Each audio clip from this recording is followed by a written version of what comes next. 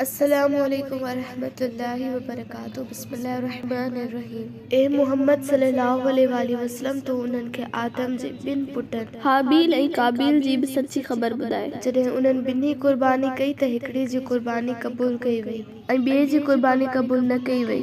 जंहिं जी क़ुर्बानी क़बूल कई वई सो काबील हो। ते हसद विचां हाबील खे चयो त आऊं तोखे ज़रूर क़त्ल कंदुसि। हाबिल जवाब ॾिनुसि त अल्लाह रुगो परहेज़गारनि जी क़ुर्बानी क़बूल कंदो आहे।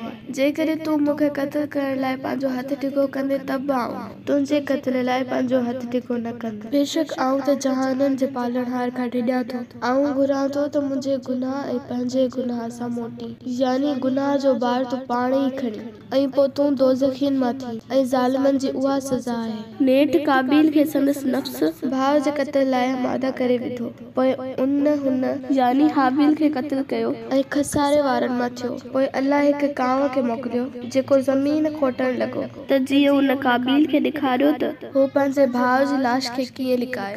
इहो ॾिसी यानी काबील चवण लॻो त अफ़सोस, आऊं हिन कांव जहिड़ो बि न थियुसि जो पंहिंजे भाउ जी लाश खे पूरे या लिकाए छॾिया हुआ। पोइ हू पशेमाननि मां थियो। उन ई करे असां बनी इसराईल ते लिखी छॾियो या लाज़िम करे छॾियो त जेको बि कंहिं इंसान जो नाहक खून कंदो या ज़मीन में फसाद बर्पा करण वारे खां सवाइ ॿिए कंहिं खे क़त्ल कंदो त उन ॼण सभिनी इंसाननि खे क़त्ल कयो। ऐं जंहिं कंहिंजी ज़िंदगी बचाई त उन ॼण सभिनी इंसाननि खे बचायो। ऐं बेशक उन्हनि यहूदियुनि वटि असांजा रसूल पधिरियुनि निशाननि सां आया, पर उन हूंदे बि वाक़ई उन्हनि मां घणा मुल्क में ज़्यादती कंदड़ ऐं हद खां लंघंदड़ हुआ।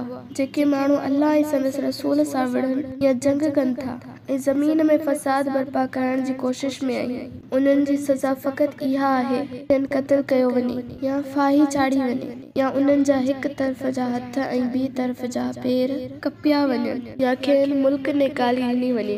इहा ज़िल्लत ऐं ख़ुआरी त उन्हनि लाइ दुनिया में आहे ऐं आख़िरत में त उन्हनि लाइ अञा वॾो अज़ाब आहे, सवाइ उन्हनि जे जिन तौबा कई। उन खां अॻु जो अवी मथनि ग़ालिब थियो ऐं चङीअ तरह ॼाणे छॾियो त अल्लाह यकीनन बेहद बख़्शणहार ऐं निहायती रहम करण वारो आहे।